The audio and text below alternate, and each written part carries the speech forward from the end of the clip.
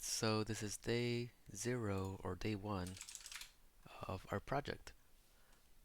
So we basically want to make a remote control mouse using an ESP32-CAM,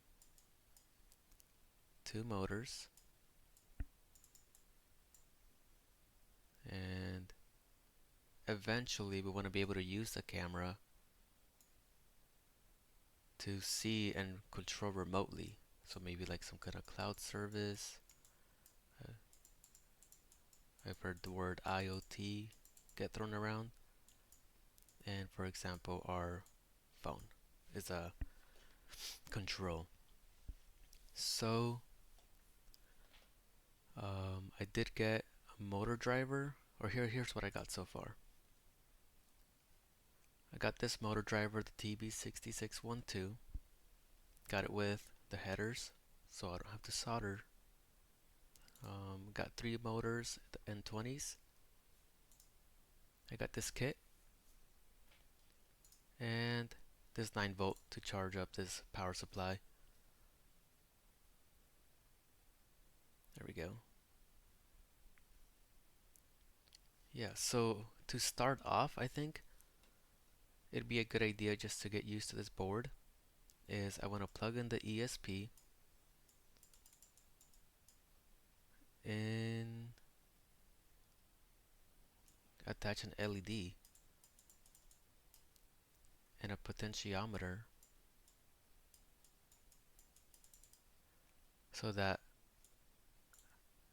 this dims the LED. I think that's goal number 1.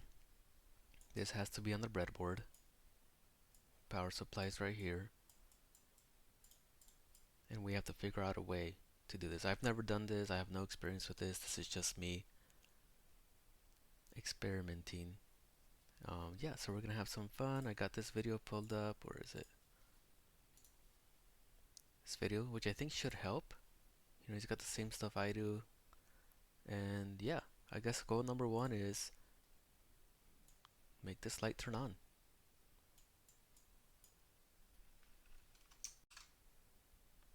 Alright, so we managed to find this video originally, and you know, it kind of helped with how to put stuff on the actual breadboard.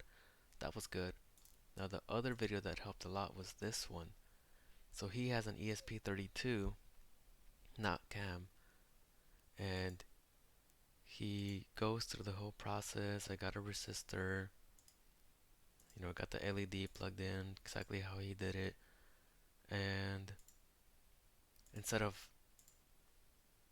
that USB to power this board, I used on my ESP-CAM32. I'm giving it 5 volts from the power supply and then ground. It's right here. And then I plugged in this cable here, the D2, which is where he's plugging in the LED. I looked at the schematics, or these pinouts, and I plugged it into GPIO13. And I followed his code. And at first I forgot the semicolons, but we got those in. And I tried it, and it didn't work. So I realized that we have to change this from 2, like he has LED 2 to 13 because we are using GPIO 13. And now it's blinking. The light's good to go. I'll take a video with my phone and show you guys. Okay, here's what we got. Blinking light. We got our power supply here. And it's nice, you can actually turn it off right here. So you don't have to unplug it every time. That should start back up, yep. So we got this ground connected to the ground of the negative. And this positive that's connected to the resistor is connected to that GPIO13. Then we got that white wire and this wire here. Those are going to our power supply, 5 volts. And I decided to plug in the LED this way. It just made it easier, so those are both plugged in right there. A little easier to see for me. Yeah, that's what we got. And so the way I'm programming this is it comes with this board.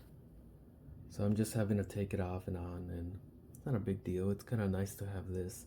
And I just plug it into my computer with this white micro USB-B, I forget what we call those. Yeah, that's what we have so far. Okay, so back to this. Now that we have the LED turning on, we know where we're at. Now I think the next step would be to plug in this potentiometer and try and get that to control the how bright that light is. Make it more dim or give it more volts. So step 1, LED on, is done. Now we're in step 2, potentiometer.